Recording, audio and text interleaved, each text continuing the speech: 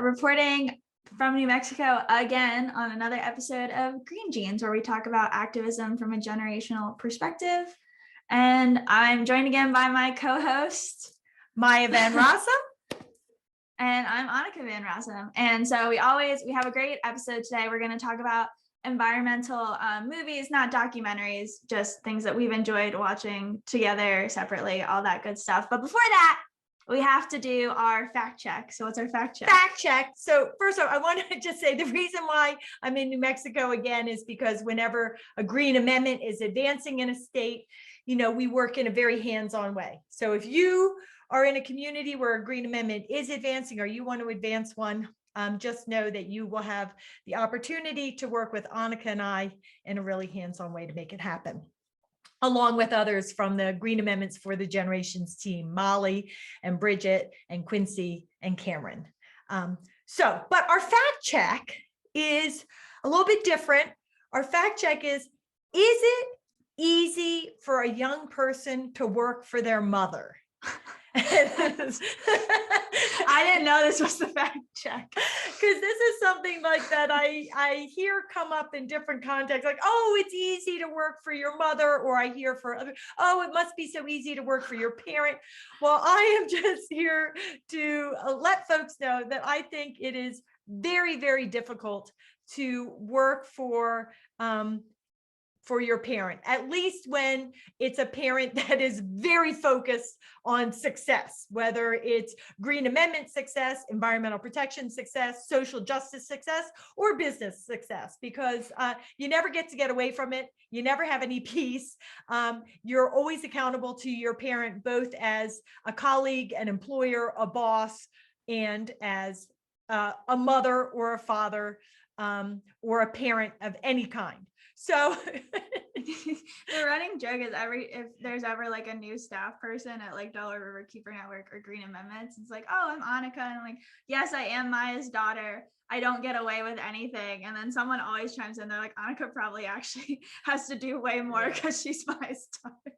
Yeah. And when we're out in the world, I think that people hear that one of the colleagues in work, in my case, it's in Green Amendment work and Delaware Riverkeeper work, and they meet Anneke and they learn that she's my daughter, and somehow, you get perceived differently. Well, I think the way you should perceive somebody in that role is like, holy shit, their life must be really difficult professionally and personally, because there's never any peace. Anneke and I visit for a cup of coffee or a holiday, and inevitably there's a work assignment that's being given or asked about or expected or talked about. And when things aren't going the way that I would like them to go, she gets called to the carpet very, very quickly.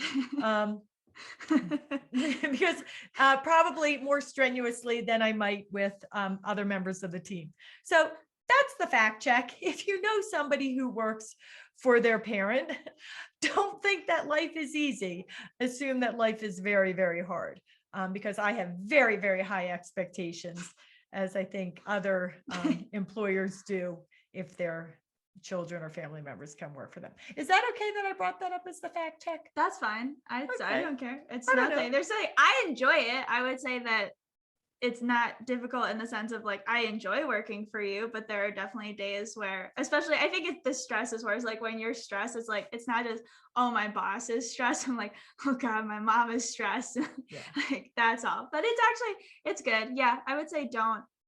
Yeah, I think that's my fact check. Because also, of course, whenever I work for you, people are like, well, don't you want to work for someone else other than your mom? And I know the immediate perception is like, you must not be working as hard and you're doing it because it's your mom, because you're easy. And I'm like, it's actually not. If you have a parent that actually cares about like the job they do and actually wants you to be successful in the job, it is not easy. You will work 10 times harder than I think other people. Not to say that other people don't also work hard, but that's a fun fact check.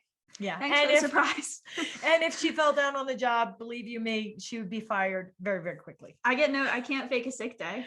No, you can't fake a sick day. So, okay. So that's our fact check. So now we can go on to our topic of nonfiction or fiction.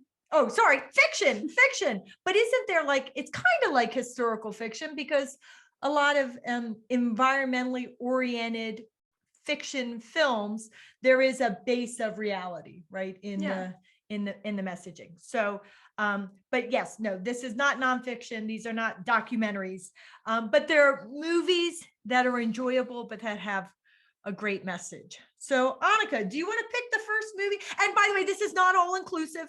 We're not going to cover all movies because too many good ones, too many good ones to cover. So if we didn't include one of your favorites, you should tell us, and maybe we'll watch it and talk about it. But we don't have time to watch all the movies as much as maybe we'd love a day off to watch all the movies. But it's fine. Days off. No days off. No days off.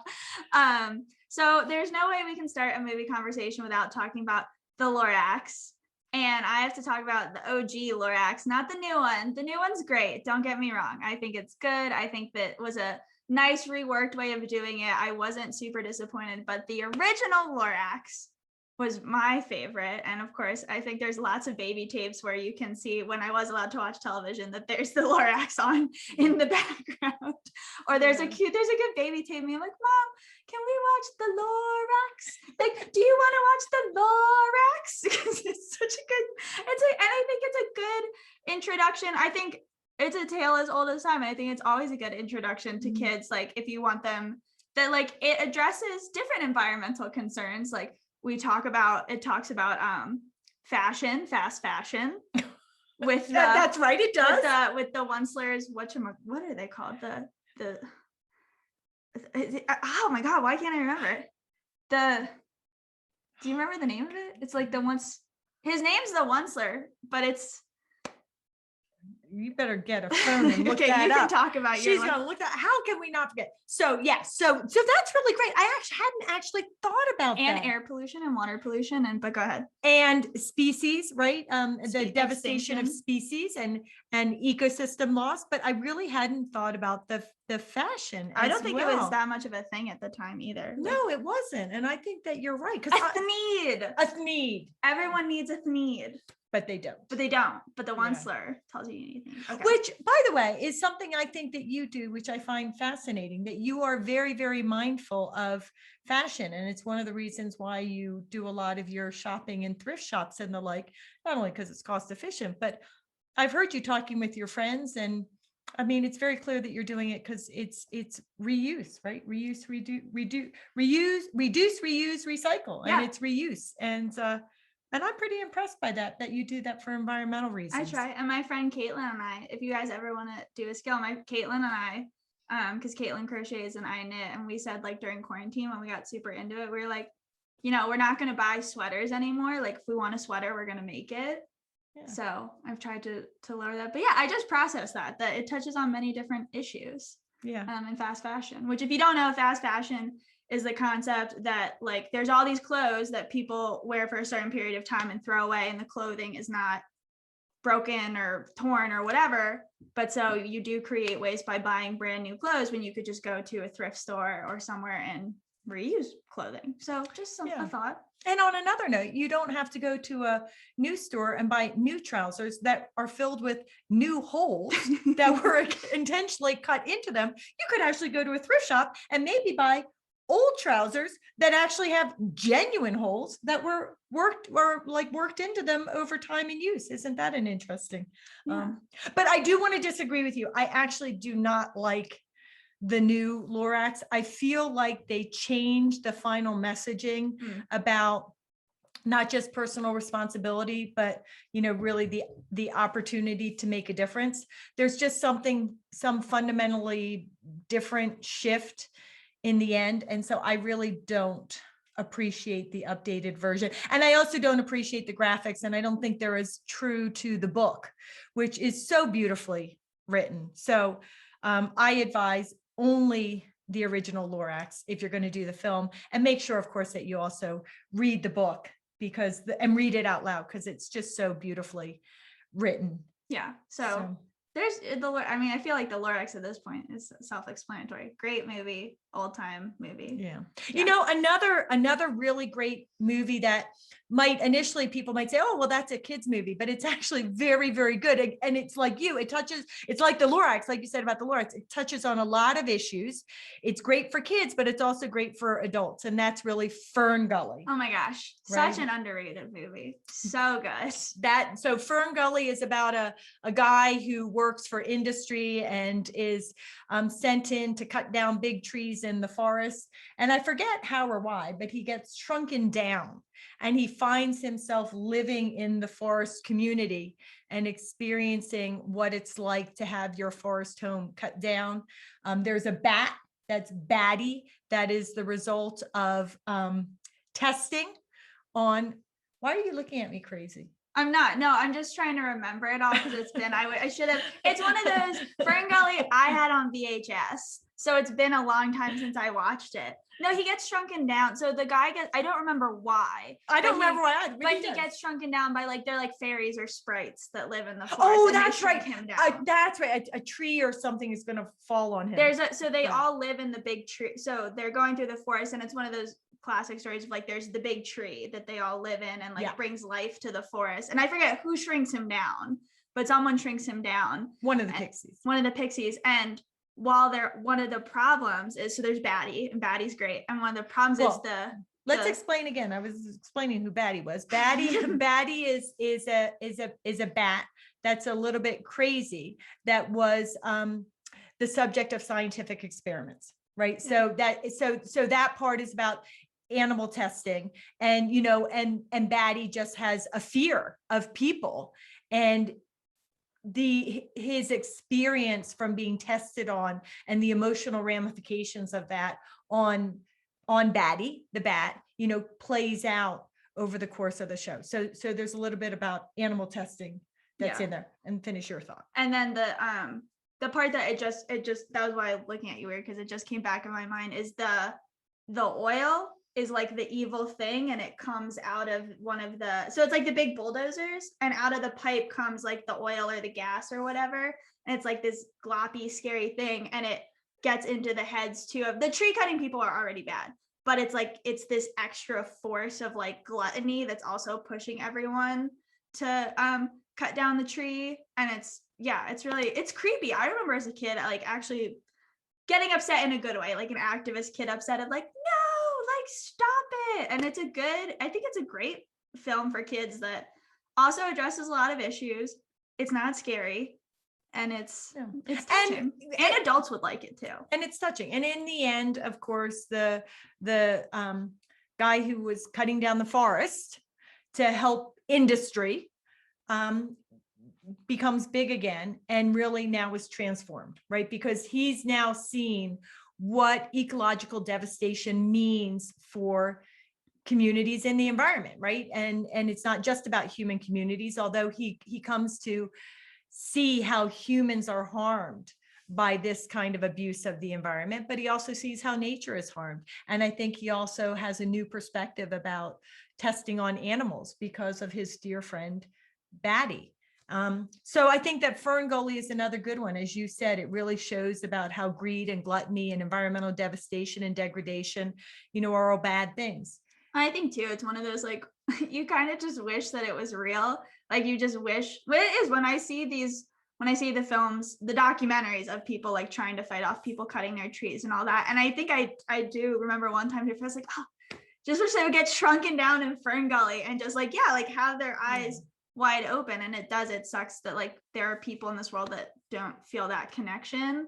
And it's you almost wish there were little sprites that were shrinking everyone down and be see, do you see? Because I do picture some people, that oil glob getting in their head and taking over. And so of course the more recent modern version of that is Avatar, where, as you said, there's the mother tree, and everybody is connected through nature. And there is a guy who is an abusive bad guy, really, who ends up having the opportunity to become part of this natural community, right? This community that is all connected with nature. I guess he's not, he's a paraplegic soldier, but he was there working for industry who wants to cut down the forest, including the mother tree, in order to make money. Well, I And think he gets the soldier gets to work with gets to live with the indigenous Navi people who are very connected intergenerationally and with one another and with nature through, as you say, this mother tree. And ultimately the greedy industry guys, not only do they want to cut down the forest and devastate the Navi people, but they really go after the mother tree. Well, and I think too, I think Avatar makes the good point of, because I don't think he starts out going in, like, he doesn't really realize what the military is doing when he goes and becomes part of this like Avatar program where he like becomes an avatar.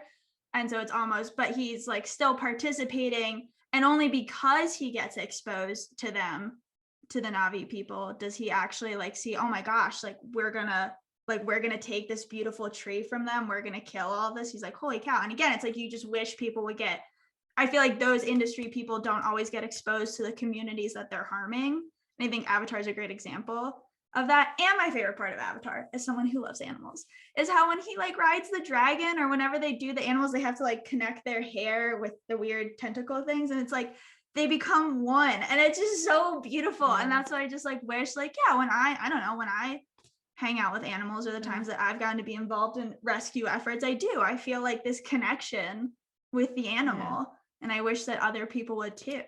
Yeah. And I think, just for clarification, right, I think that this is a military operation, or a military style operation, but it's on behalf of industry, right, for making money. I believe that that's it. So Avatar is another really great one. And again, just showing if you can experience the devastation that you are inflicting on other people and on nature itself, you can be transformed as a person, and that's really important.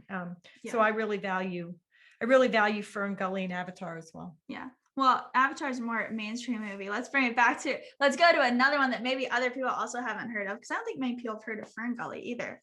Fly Away Home. That's a good one. That's an old one. Also started on VHS. But Fly Away Home is basically about this father and his daughter, and the mother has like passed away, I think, from like a really tragic car accident.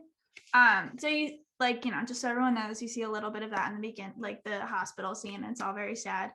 But then the daughter comes across these like geese eggs, and they start to raise them, and like the daughter plays with them, and the dad like turns the dresser into this little hatchery for them, and they grow and they play with them and all this stuff. And then they realize like, oh, they have to fly home. They have to fly away home. They have to migrate. But the spot that you looking like I'm telling it right. No. There's a little piece that you have, I think, misforgotten, but that's okay. It's not a big one. Keep going. Well, as I say, I remember so the dad has it's not like paragliding, but he has like this little plane thing, and he shapes it like a goose, and he builds it and all that stuff. And he's going to fly them to a wetland or the nesting ground, because I think the one that they're supposed to go to, it's that it's going to be destroyed if they don't get the geese there. It's been a minute since I've watched it. They don't get the geese there, they're going to destroy the nesting ground. So he's like, we got to get them there. So it's all about training the geese how to fly, and it's this beautiful like dad-daughter bonding story. Yeah. And the way in the very beginning, so there's relationship issues between the daughter and her father, who she didn't really know. And she finds the geese eggs because development has destroyed their habitat. And her father is very upset about this development that's happening, and is like almost like manically crazy battling against the development. And the young girl is looking at her father like he's a lunatic. And he runs out to yell at developers at one point, maybe even naked. And so she thinks that her father, who is an activist, is a little bit crazy, which I understand. My children do love me now, but I know that there are many times when they were younger that I was a little bit of a wackadoodle, and certainly other people think that of me, and that's okay. But then she finds the geese, who have, and the eggs who, of course, they have lost their home because it's been devastated by this development. And suddenly she has a new window into why her father is so upset. For him, it's the environment writ large. For her, it's the environment that is the home to these geese. And so she raises them and trains them and becomes their mother. And they do need to move on at one point. And the question is where to? Yeah. And they learn about an ecosystem that if birds are not found nesting there or living there by a date certain, as a result of a contract or an agreement, can now be torn down for development. Yeah. Right. So now there's this other ecosystem that's going to be lost to development that is critical habitat. But because it doesn't have a certain species of migratory bird there, something like that, it will be lost to developers. And so now they marry the care for and the training of these geese to fly with the goal of helping to preserve this ecosystem. So she literally, with her father, helps fly the geese, lead the geese to this ecosystem and gets saved. The birds get saved, the ecosystem gets saved. The father-daughter have a wonderful experience together. She grows, the birds grow. And she has this beautiful transformation into what it means to care for nature. Yeah, which I think is also like a good, I don't know, I think I resonated a lot with it as a kid too, because you were wonderful and I had many nature experiences and also had a lot of great moments in my childhood of like connecting with animals, whether it was my own pets, whether it was going out and finding a red eft in the forest. And I was like, oh, this is so, and I think she didn't get exposed to it early because I totally forgot like the father wasn't in the picture right away. But through that, like she finds that connection. And like I have said in other episodes, sometimes you just have to find that personal note that drives your passion for it. And that was her personal note. And it was cool. Yeah, it's a good movie. Highly recommend. Yeah. So Fly Away Home, another good one.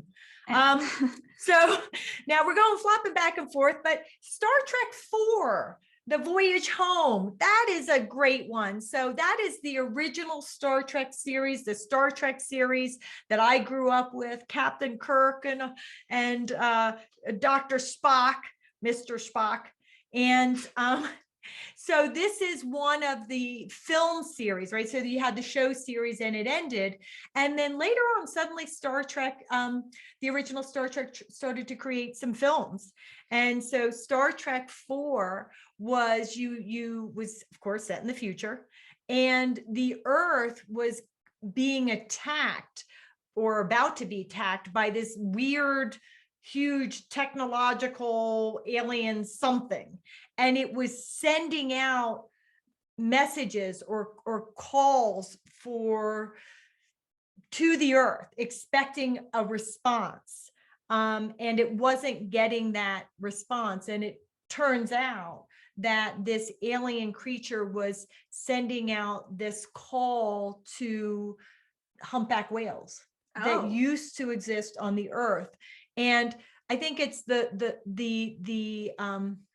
because there were no whales, humpback whales left on the Earth in the future, this entity was going to end up destroying the Earth because there was no callback from the humpback whales. So the Star Trek crew goes back in time and they have to identify humpback whales, and they identify some whales that are back in time, modern day, are at risk on present Earth.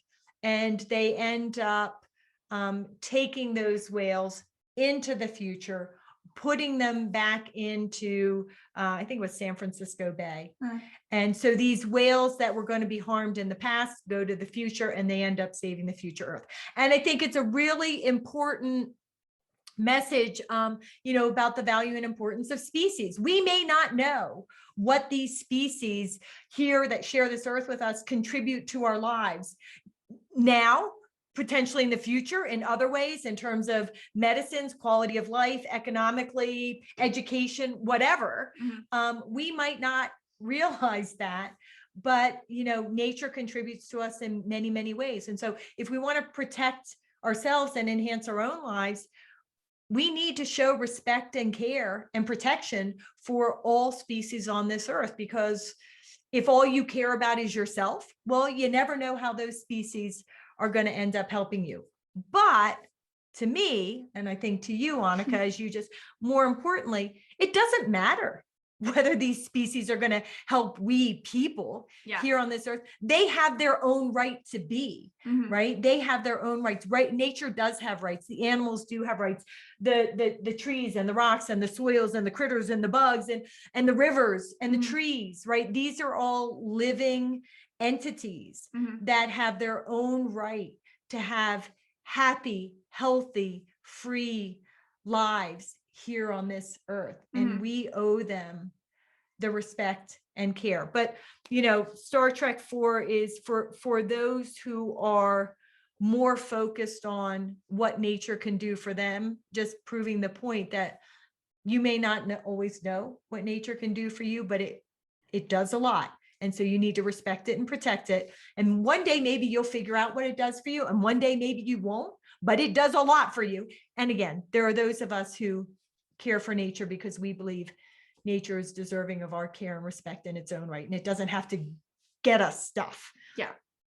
You know. Which, well, and I think that's good. And I think your point too about like that animals and nature are important outside of the human benefit, because, you know, too, I think not a lot of people know, just because I was like an animal nerd and watch Nat Geo and all the time, like orangutans have their own culture. Literally, when you go visit, I mean, so they're not in like groups necessarily like gorillas, but like there's patches of them and all that. And so different orangutan groups, I don't know the official term, there's actually different languages for some of them. There's different ways that they use their body language. There's different ways they interact. Orangutans have their own culture. Or if you ever watch Blackfish, which is a documentary, which is about SeaWorld abuse, but they talk about the one whale, unfortunately, when they take away her baby, how there's this long distance this call and that they had, and they're like, they've never heard it from any whale before. And it was this very specific long range call, like to the baby. Oh my God. I know. So it's so sad moment, but like, yeah, that there's so many things about animals that if you don't do your research, or you just, you know, probably even if you do your research, that we all don't know. I mean, even orcapods also have their own, different calls and things like that. And so it is like they are their own sentient beings outside of us, and the fact that people are so callous about them. I mean, there was an ant. I actually filmed it. There was an ant in our kitchen at home, and it found a crumb, and it wanted to get the crumb. It was carrying the crumb up the tile wall in the kitchen, and it was going towards a utility outlet. Clearly it had a pathway, I guess, in and out of the house. And then other ants came to help it, you know, and figure out how to get this crumb into this little opening behind the outlet. I mean, it was so cool to see how these ants were working together. And I also find, right, it's not just the animals. I mean, I really experience a deep heart connection with trees and with plants. And I often find myself stopping and literally hugging a tree, or kissing a tree, or talking to a tree, or holding hands through a leaf with a tree, or talking with a plant. I know for myself, when I go out to do my advocacy, you know, I want to make clear to myself, remind myself and the world and nature that when I get up and speak on an issue about environmental protection, I am doing it for nature. I'm trying to give nature a voice in our human world. And so I always make a point of going out and touching the river water, or touching the tree,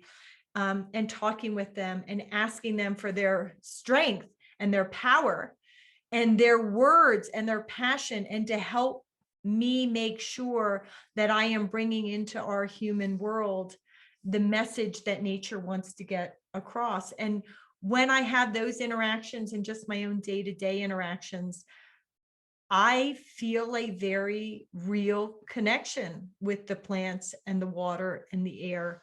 And I don't know if other people feel that, but for me, that's very real. Yeah. Well, I think that's on the note of talking. That makes me, I wish animals could talk. And I think the first movie where I was like, I wish animals could talk to me, was after watching Babe, a great classic. So Babe is about a little pig, and so he and the animals can talk, but the people can't understand them. It's just, you just see the animals talking to each other.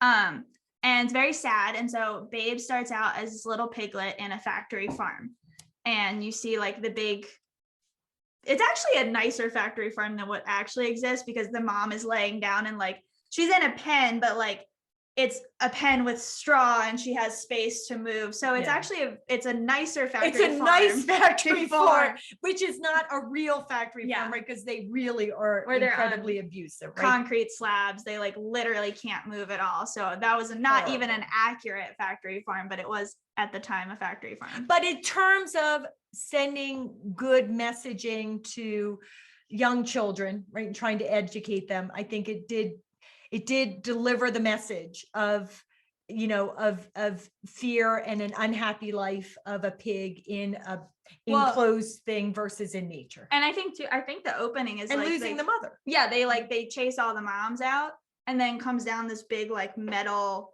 milking thing is what they drink. So the mom's gone. And they're fed by machines. And they're fed by machines, which so, and I think that is actually an accurate part of it. Yeah. So for whatever reason, the slaughterhouse guy or whatever is walking around and he's picking up pigs. And so he picks up the runt, which is Babe. And then Babe gets to go to this really great farm. And the guy who owns the farm and the actor, oh man, I need to remember his name, is also a big anti-fracking activist. I'm going to look it up right now. Yeah, he is, because he's a great because he's great, and he's shown up at our protests to protect the Delaware River from fracking. You know, he's shown up against James Cromwell, great person, great, wonderful. He's been at when I got to meet him at this clean energy rally in Philly, and you were just like, Anneke, I want you to meet someone, and I walk up and he's got like the bucket hat and this beard. And so if you watch Babe, he's like clean shaven, and I had not processed how tall he is. So I immediately like look up, and it takes a minute. And I think that's the first time I've been starstruck. I was like, oh my God, you're him. Like that whole, like the no words. I was like, you're the guy, Babe. I love Babe.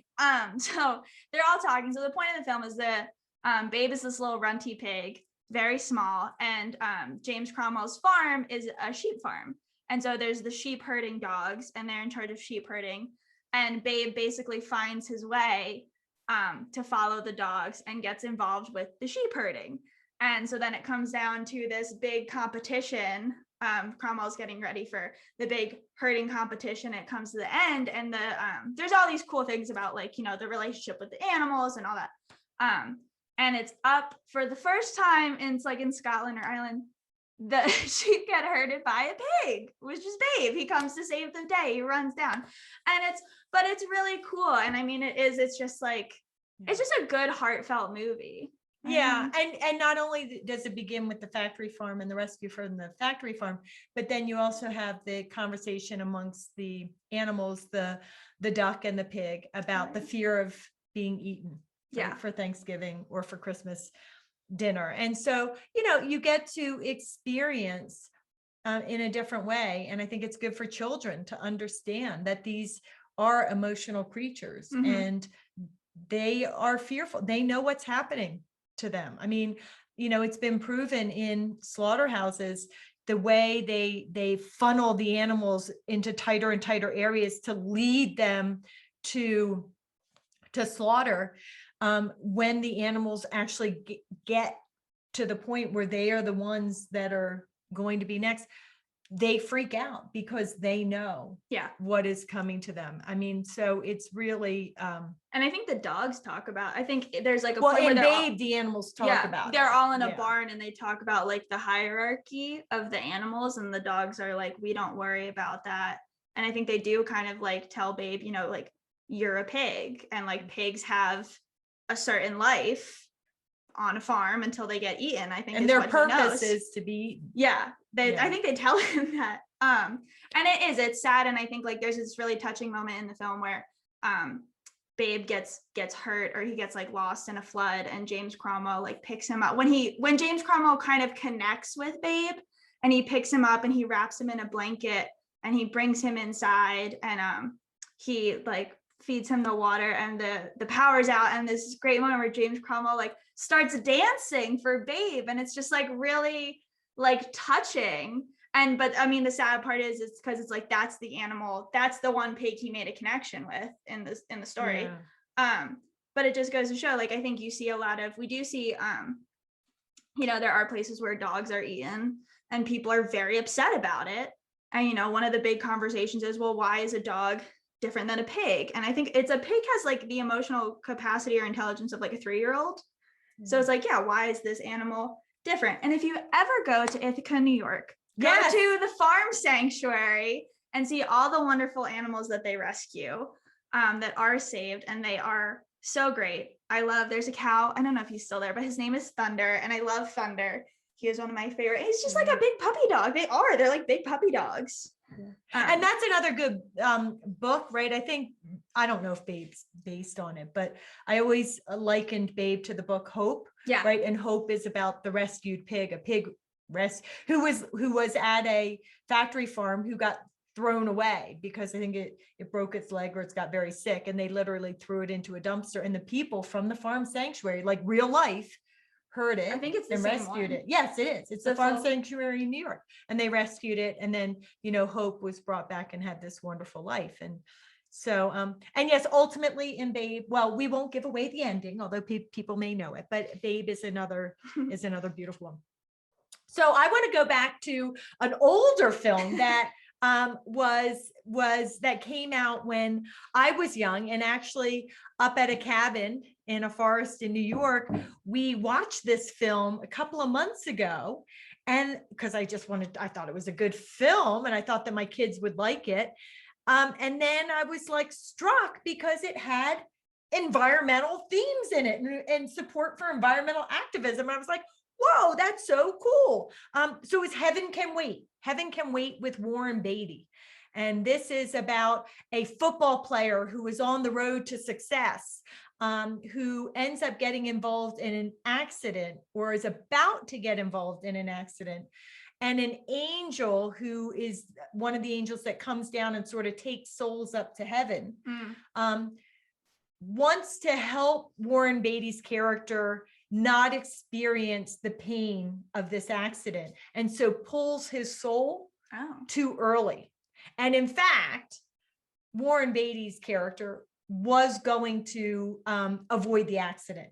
He was, you know, going to, through quick action, was not going to end up dying. But now his soul's been removed and his body gets taken away, and there you go. So now he's up in heaven, and he ends up getting put back, like the angel has to find a way to make it right. And so puts his soul into the body of a very wealthy man who died. Right. But like the swap happens right away. Yeah. And so now there is new life for this football player, and everybody's surprised because the wealthy man who died was a real asshole, right? And he was a greedy guy, and he ran industrial operations that devastated environments and communities and spewed pollution into the air and into the water.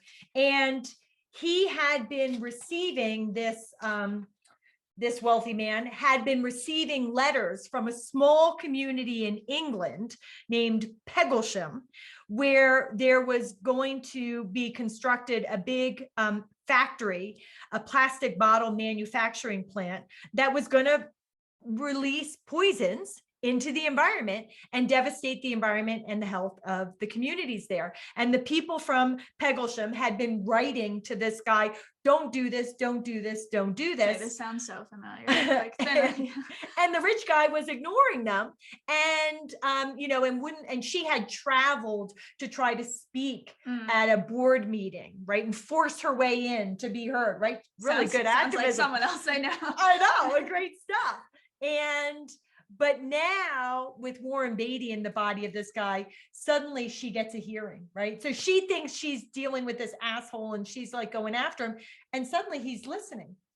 And And he not only responds to the people of Peglesham who want to be protected from this manufacturing plant, but there are other horrible things that this business has been doing. And so he really works in this new role he's in to not only become a nice person and get his body in shape, because the rich guy was apparently in very bad shape and a very large man. And but he reforms the company and makes it a company that's respectful of the environment and respectful of people, and is positive to activists and supportive of activism. So it was just really cool. And you're right. It's like really was like, oh my gosh, that looks so much like my life. And I always remembered the story about, you know, about the football player who had this second life and then ultimately ends up, well, I'm not going to get the end away. Yeah. It's a really cool ending. But the idea that this was a show that also like Babe, and you know, Babe, not as overt as Fern Gully and Avatar, but had on the side like this softer messaging of the power and importance of activism, activists, and environmental protection. And so if it's a really great story in and of itself. And that little side messaging really resonates with me and should resonate with other activists. So Heaven Can Wait with Warren Beatty. I don't know if there's been a more modern version made, but don't watch it. Go to the original if there has Always been. Go to the original. So then that brings us to, we got our little list of movies we wanted to cover. So definitely a classic, I think that everyone knows, is WALL-E. And WALL-E is the little robot that gets left behind on Earth to clean up all the trash.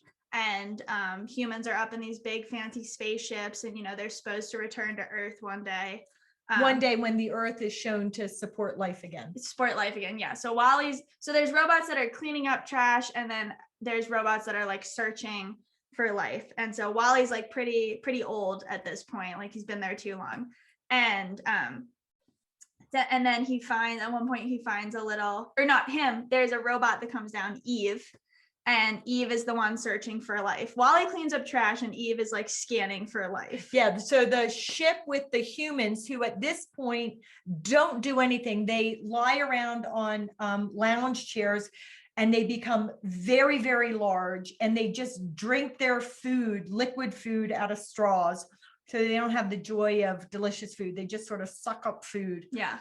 And they've sent Eve down to see if there's life. Yeah. And so Eve eventually scans and she finds a little plant, which is the first sign of life. And so when she takes it, or I think WALL-E might find it first. I'm not positive, but I know they both go back up to the human ship. Yeah. And so, but I think there's a point in it actually where they don't, the people who control humanity now at this point don't want to go back. Exactly. And so Eve gets the plant. Like when Eve, so eventually she gets the plant in her like pod. And then she shuts down and WALL-E can't turn her back on because she's supposed to like protect the plant.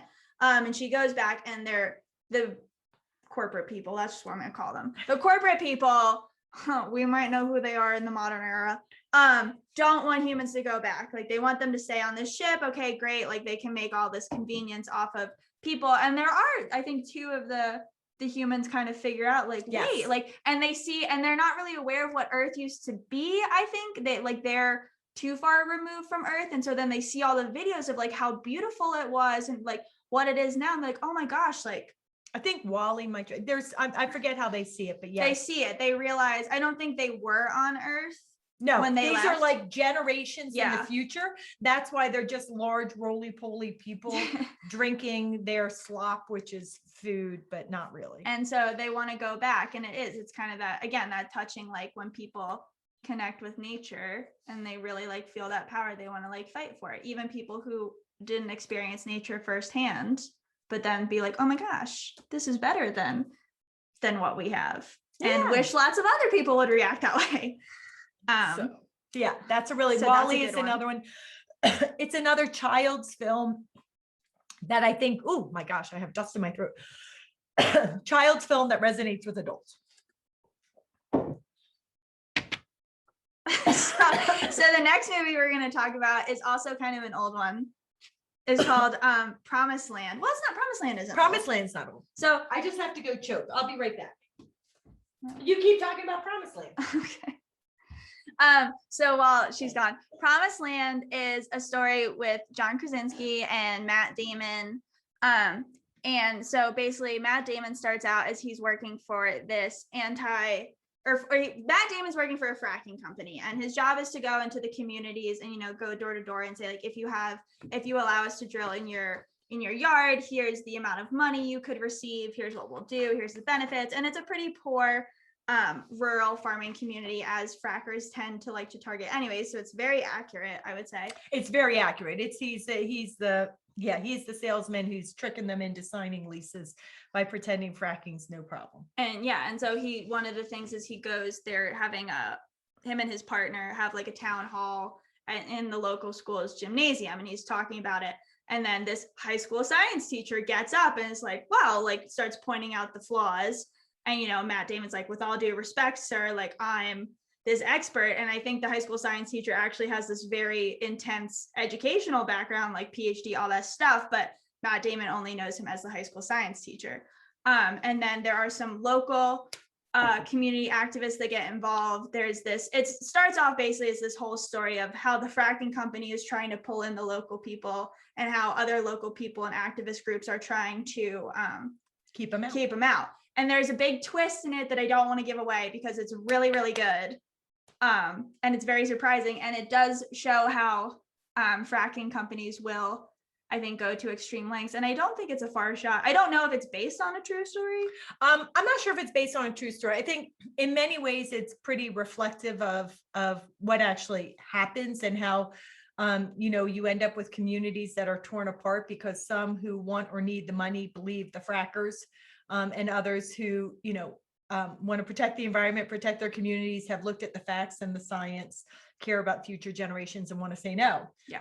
And so you really literally have communities torn apart and devastated by this industry before the industry even comes in and actually devastates them with their fracking operations, which they do, which is even more painful. I think the one thing about Promised Land was, in the environmental activism community, especially those of us who battle against fracking, I think there were a lot of concerns because there were many aspects of fracking and the devastations of fracking that were soft pedaled by the film.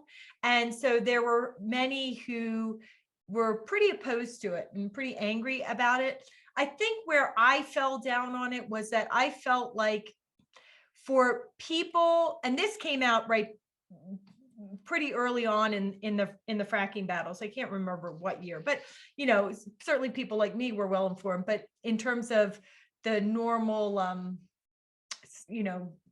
conversation, well, communities, right? What is it? The public awareness. There wasn't all that much awareness at the time. So this was one of the first films that was going to introduce mainstream communities and others to this industry. So I felt like, to the extent that you were taking people who were pro fracking, knew nothing, had only heard the commercials from the fracking industry that said fracking is great and it's good for climate, blah, blah, blah, that perhaps that this was a good introduction to make them learn enough to want to learn more, or learn enough to realize that this was a bad thing. Yeah. And so, yes, it was not totally upfront and honest about everything, but I felt like, as an introduction for mainstream communities, it was probably a good entryway to get people to start to listen and be involved and understand that things were not what they seem. So yeah, I would agree. So another film that is, it's not so much about the environment per se, but it is about protection of Indigenous communities. And, Indigenous communities are the original protectors of our earth, and are protectors today, right, of the environment, water protectors, tree protectors, forest guardians, in the rainforest, and are so vitally important for environmental protection, and are vitally important to our communities. And of course, we have abused Indigenous communities across the US and around the world, since time immemorial, which is horrifying. So this film really speaks to those kinds of issues, as well as issues of slavery, I think. Quigley Down Under. So Quigley Down Under is about a sharpshooter from the US who goes to is it Australia or New Zealand? Australia, in response to an advertisement somebody's looking for a long range sharpshooter. And he responds to that ad and he comes to Australia. And long story short, what he finds out is that he's been hired to shoot Indigenous peoples and to pick them off with his long range shooting. It's awful too, because the guy, it's not like a government thing either. It's like a guy who has a ranch and just doesn't want the Aboriginal people around. So it's like a private guy who hired him to do it too, for like his own greed. Yeah, right. It's another greedy guy, who just wants to build his own fortunes, and literally he doesn't care that he's killing other people, and in fact is intentionally killing other people. And taking their homes and taking their original homelands and their native lands. And so the Quigley ends up really going after the landowner in defense of the Aboriginal peoples. And there are many emotional aspects of this story, many challenges between the bad guy and the good Quigley, and how Quigley actually uses his sharpshooting skills to protect the Aborigines from the hired hands of the rich guy, who he then sends out instead of Quigley. And like, there's some really horrifying scenes where frankly, reminiscent of the recent scenes where, where US officials were on horseback going after the people from Haiti, the refugees from Haiti, and trying to herd them. I mean, it was really sadly reminiscent of that. And definitely, if you watch it, there's some very intense scenes, so be aware. It's where they literally the hired hands from the rich guy on horseback start to herd the Aborigines and force them to run off a cliff. And and die. And then there's one lone child that survives, and Quigley and this woman, crazy woman that he ends up hooking up with, who turns out not to be so crazy, ends up saving this child. Anyway, it's a really powerful, emotional, important film, I think, to remind us of how abusively white people have been to Indigenous people in countries around the nation, and how those of us who want to rise up and champion good, whether it's Indigenous rights, environmental rights, what we have to do is take our talents and stand up for good and in their defense, and we really can make a difference. But this does it. It's a Western, but just really beautiful and powerful. And I always wanted, like, I love this film, and I saw it for the first time years ago, and then I showed it to you and Vim, Anneke, and I was like, oh, I wonder if they'll like it. Like, it really resonated with me. What about you? Yeah, I think so. I think it's actually surprisingly one of my, I think when I first started watching, I was like, oh my God, this used to be another Western movie, like, cool, great. But then, when you see the story, and I think, and it does highlight to the fact, I think, like you're saying, that people have been so abusive, and we know that. And I think I have rewatched it many a time. I think I like rewatch it every couple of years, and it has highlighted for me more now than ever too, that, like, not just making sure that people are aware of the abuses of Indigenous people, but making sure that, like, Indigenous people are brought to the front lines to tell those stories, to bring that up, to remind people, like, that, they're not as many people have a misconception that Native American people don't exist anymore, but, like, that they're here and they need to be upfront and talking about this, because white people have been so fucking cruel. And I think that was the thing in that movie. I think that was probably the first movie I watched that I think I saw, like, a reenactment of some of the horrible things, and doesn't even scratch the surface of it. But I think, that's the best way I can put it. It's a very intense film. very touching. And it does, it is interesting to see how he connects with the people that he was originally hired to kill. And I think, and they save his life. There's a point where they save his life. And he sees that like all the story, and that's the thing too, all the stories that the local white people were telling about Aboriginal people, he like had started to think about until he actually like, meets them and he gets introduced to their traditions and like a ceremony. I think that it seems like they kind of bring him back from the dead is what I think happens. Yes. And how he's like everything that everyone says is wrong because it's white people who don't actually know what they're talking about. But to be clear, he didn't need to be rescued. True. To have that moral principled stance that like as soon as he learned that he was being hired for the killing, he already took the rich man and beat the crap out of him and threw him out of his own home. Yeah. And then the rich man's hired hands beat the crap out of Quigley and threw him out into the desert to die. And then the Aborigines save him and the woman, the crazy woman that is with him. So that's a really that's a really good one that I like and is powerful. It's a long film. It's a long film, but it's really worth the time. A film that I actually saw, Anneke, it reminds me of that I saw recently with your bonus dad, my wonderful husband, David, is a film called Wind River. And it is about missing and murdered Native American women, which I know is an issue that you care deeply about. Yeah, I mean, I think it's something that I care deeply about it too, but I know that it's something that you have. I was say we both care deeply about it. I think I've just been, I've been invited to some, working out here in New Mexico, I got to go to the Indian Affairs Committee where there was a joint hearing was specifically talking about the missing and murdered Indigenous women movement. And I think we all know too, with Gabby Petito, and that unfortunate incident, it has also brought awareness to a lot of people that one white girl did get a lot of attention, and there are missing Indigenous women every day that don't get the news coverage that she got, and Gabby deserves to be honored and all that, but every single person that goes missing should get that same amount of coverage or that same amount of attention.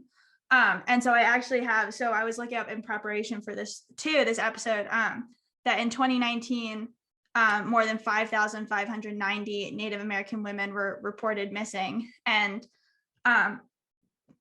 it's hard to say this is like a leading cause, because I feel like every time we talk about leading cause of death, it's like cancer and smoking. But for Indigenous women, murder is the third leading cause of death. Wow. So that's. So this is, so Wind River raises that issue of missing and murdered Indigenous women writ large. And you go into a Native American community and you see some of the families that have been suffering from, it's fiction, but have been suffering, they've lost a family member. But then the story is based around, there was a new woman who was found out in the snow, who clearly was running for her life. She had been raped and was running for her life and died because she was running through the snow in the wilderness for her life. And so there's an exploration of, solving the mystery of what happened to her. And through that exploration, discussion about missing and murdered Indigenous women.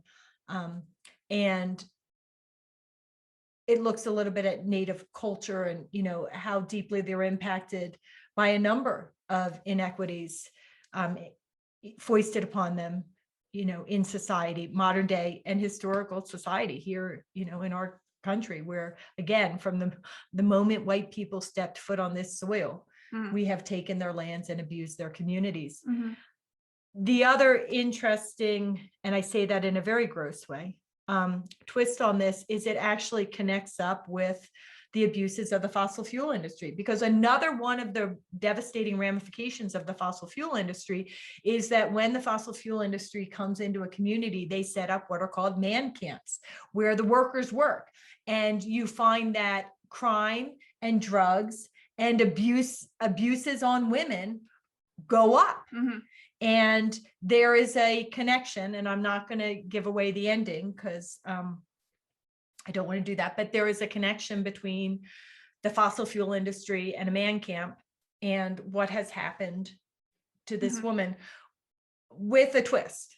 So, so Wind River is one that I saw recently. And again, there's environmental and also just social justice. Yeah, that sounds like messages. Definitely, I'll have to watch that. And that sounds like something everybody should watch, especially with, the awareness becoming what it should be. And although I will say there's an element to the film that I find horrifying, because while there are these important issues that come through in that film too, there is a sharpshooter, and he's part of the federal government. And what's his job? His job is to shoot the predators that hunt down domestic sheep that are on public land. So this guy is in the film as a hero kind of guy, but that's what his job is for the federal government. And so that part of it, I find horrifying. Yeah. And hate that too as well. So anyway. Yeah. Lots of points to touch on. Like so many of these. And we have time for one more, just really fast, right? Planet of the Apes, the series of the Planet of the Apes, right? That goes back to your comparison between eating dogs and eating pigs, in a way. Planet of the Apes, right? Whole series. And it is a series that is based on the future, where apes have a higher level of intelligence and are incredibly abusive to humans. They enslave them, they beat them, they scientifically test on them, do all sorts of horrifying things to people. And of course, that is a representation of what people do to animals all the time in our modern communities. Yeah. So that's a really series worthwhile watching. Lots of twists. An old one with powerful messaging. There's also new ones. And they're new. They've redone. I think they've redone the series like 2 times. There's and I just watched one. I forget. I think it's with Matt Damon in it, and it's there's that version, and then there's the new ones where they CGI in the chimps and all that. They're all interesting takes on it, but the central message is again that it's oh my God, apes are so cruel, and it's we do that every single day, literally right now. Yeah, and I think at least one of the key actors in the original series is a guy who is very sketchy when it comes to social issues. And so that always bothers me. We won't go into that, but it always bothers me when, I find out that somebody who is an actor in a film making gobs of money is somebody who in real life is really abusive to other people or the environment in terms of their own, real life stories. So you got to get over that one a little bit. Yeah. Great show. I hope we've introduced people to some really great new films that they should be watching. And like Anneke said, if you have some films that you think we should be watching or bring up perhaps in a future show talking about environmental and social justice films, how should they tell us about it, Anneke? Go to our Instagram at Green Amendments. It's not the podcast Instagram, it's Maya's nonprofit, which everyone should follow anyways, but we're checking it always. So feel free to shoot us a DM on Instagram at Green Amendments and tell us what movies we should watch. And please share, tell everybody about our Green Jeans podcast, about the For the Generations, Green Amendments for the Generations movement, about the Delaware Riverkeeper Network that does important activism. Spread the word, get involved, support us with donations because every penny goes to good works, and consider buying the book, The Green Amendment. It's a great read. It's an award winner, and it's a good gift. The Green Amendment, Securing Our Right to a Healthy Environment, is going to be available. So go to www.forthegenerations.org and we will get you a signed copy of that book right out. Yeah, there you go. All right. Thank you. And tune in next week.